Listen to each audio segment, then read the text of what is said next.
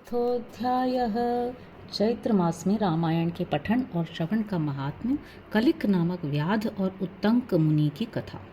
नारदुवाच अन्यमासं प्रवक्ष्यामि शृणुध्वं सुसमाहिताः सर्वपापहरं पुण्यं सर्वदुःखनिर्बहरणं ब्राह्मण क्षत्रिय विशां शूद्राणां चैव योषितां समस्तकामफलदं सर्ववत् फलप्रदं दुःस्वप्ननाशनं धन्यं भुक्तिमुक्तिफलप्रदं रावणस्य महात्म्यं श्रोतव्यं च प्रयत्नतः। नारद जी कहते हैं, महर्षियों, अब मैं रामायण के पाठ और श्रवण के लिए उपयोगी दूसरे मास का वर्णन करता हूँ। एकाग्रचित्त होकर सुनो। रामायण का महात्म्य समस्त पापों को हर लेने वाला, पुण्यजनक तथा संपूर्ण दुखों का निवारण करने वाला है। वह ब्राह्मण, क्षत्रिय, वैश्य, शूद्र और स्त्री, इन सबको समस्त मनोवांछित फल प्रदान करने वाला है। उससे सब प्रकार के व्रतों का फल भी प्राप्त होता है। वह दुःस्वप्न का नाशक, धन की प्राप्ति कराने वाला तथा भोग और मोक्ष रूप फल देने वाला है। अतः उसे प्रयत्न पूर्वक सुनना चाहिए। अत्रैवोदाहरन्तीमितिहासं पुरातनं पठतां शृण्वतां चैव सर्वपापप्रणाशनम्। इसी विषय में विज्ञ पुरुष एक प्राचीन इतिहास का उदाहरण देते हैं। वह इतिहास अपने पाठकों और श्रोताओं के समस्त पापों का नाश करने वाला है। आसीत् पुरा कलियुगे कलिको नाम लुब्धकः परद्दार परद्रव्य हरणे सततं रतः। प्राचीन कलियुग में कलिक नामक व्याध रहता था। वह सदा पराई स्त्री और पराय धन के अपहरण में ही लगा रहता था। पर निंदा परो नित्यम जंतु पीड़ा करस्थता हतवान ब्राह्मणान गाव शतशोथ सहस्रश। दूसरों की निंदा करना उसका नित्य का काम था। वह सदा सभी जंतुओं को पीड़ा दिया करता था। उसने कितने ही ब्राह्मणों तथा सैकड़ों हजारों गौओं की हत्या कर डाली थी।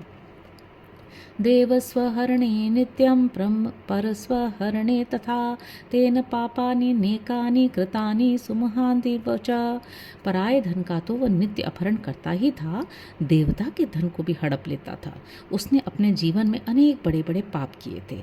न तेषां शक्यते वक्तुं संख्या वत्सरकोटिभिः स कदाचिन् महापापो जन्तूनामन्तकोपमं सौवीरनगरं प्राप्त सर्वैश्वर्य समन्वितं योषितभिर्भूषिताभिश्च सरोभिर्विमलोदकैः अलङ्कृतं विपणिभिर्यर्यौ देवपुरोपमम्।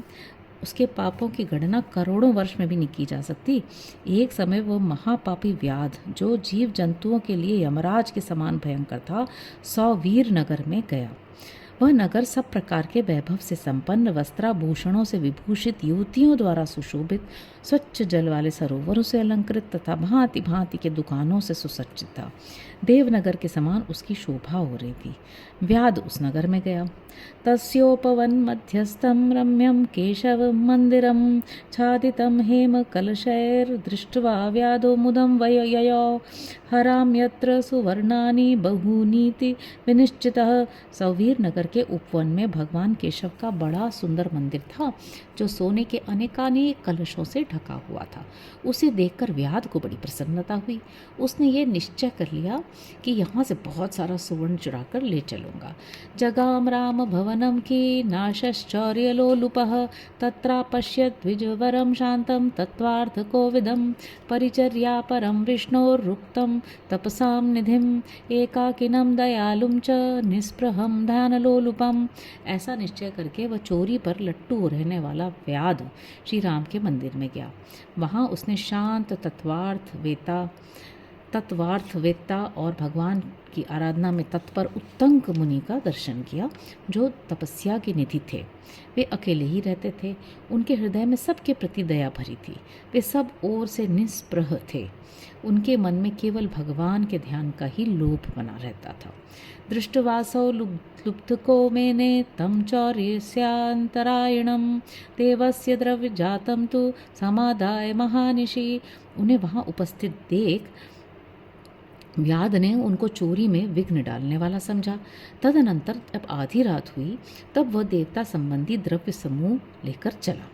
उत्तंकं हन्तुमारेभे उद्यतासिर्म दोद्धतः पादेनाक्रम्य तद्वक्षो गलं संगृह्य पाणिना उस मदोन्मत्त व्याध ने उत्तंक मुनि की छाती को अपने एक पैर से दबाकर हाथ से उनका गला पकड़ लिया और तलवार उठाकर उन्हें मार डालने का उपक्रम किया।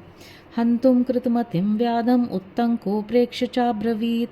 उत्तंक ने देखा व्याध मुझे मार डालना चाहता है, तो वे उससे इस प्रकार बोले। उत्तंक उवाच भो भोः साधो वृथा मां त्वं हनिष्यसि निरागसम्।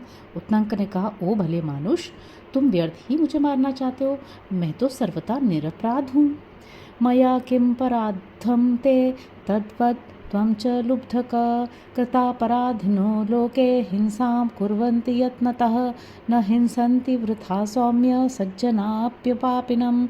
लुब्धक, बताओ तो सही, मैंने तुम्हारा क्या अपराध किया है? संसार में लोग अपराधी की ही प्रयत्नपूर्वक हिंसा करते हैं, सौम्य सज्जन निरपराध की व्यर्थ हिंसा नहीं करते। विरोधिष्वपि मूर्खेषु निरीक्ष्यावस्थितान् गुणान् विरोधं नाधिगच्छन्ति सज्जनाः शांतचेतसः। शांतचित्त साधु पुरुष अपने विरोधी तथा मूर्ख मनुष्यों में भी सद्गुणों की स्थिति देखकर उनके साथ विरोध नहीं रखते। बहुधा वाच्यमानोऽपि यो नर क्षम्यान्वितः तमुत्तमं नरं प्राहुर्विष्णोः प्रियतरं तथा। जो मनुष्य बारंबार दूसरों की गाली सुनकर भी क्षमाशील बना रहता है, वो उत्तम कहलाता है, उसे भगवान विष्णु का अत्यंत प्रियजन बताया गया है। सुजनो न याति वैरं पर हित निरतो विनाश कालेपि छेदेपि चंदन तरुः सुरभि करोति मुखम कुठारस्य। दूसरों के हित साधन में लगे रहने वाले साधुजन किसी के द्वारा अपने विनाश का समय उपस्थित होने पर भी उसके साथ वैर नहीं करते। चंदन का वृक्ष अपने को काटने पर भी कुठार की धार को सुवासित ही करता है। अहो विधिर्वै बलवान् बाधते बहुधा जनान् सर्वसंग विहीनोऽपि बाध्यते तु दुरात्मना। अहो, विधाता बड़ा बलवान है और लोगों को नाना प्रकार से कष्ट देता रहता है। जो सब प्रकार के संग से रहित है, उसे भी दुरात्मा मनुष्य सताया करते हैं। अहो निष्कारणं लोके बाधन्ते दुर्जना जनान् धीवराः पिशूना व्याधा लोके कारणवैरिणः। अहो, दुष्टजन इस संसार में बहुत से जीवों को बिना किसी अपराध के ही पीड़ा देते हैं। मल्लाह मछलियों के, चुगलखोर सज्जनों के और व्याध मृगों के इस जगत में अकारण वैरी होते हैं। अहो बलवती माया मोहयत्यखिलं जगत पुत्र मित्र कलत्रादय सर्व दुखे न योज्यते। अहो, माया बड़ी प्रबल है, यह संपूर्ण जगत को मोह में डाल देती है तथा स्त्री पुत्र और मित्र आदि के द्वारा सबको सब प्रकार से दुखों से संयुक्त कर देती है।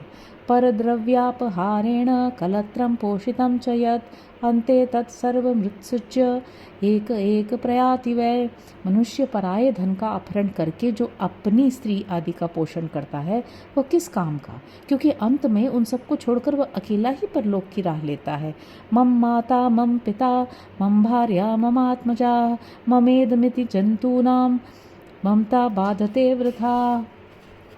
मेरी माता, मेरे पिता, मेरी पत्नी, मेरे पुत्र तथा मेरा यह घर बार, इस प्रकार ममता व्यर्थ ही प्राणियों को कष्ट देती रहती है। हरि ही ओम।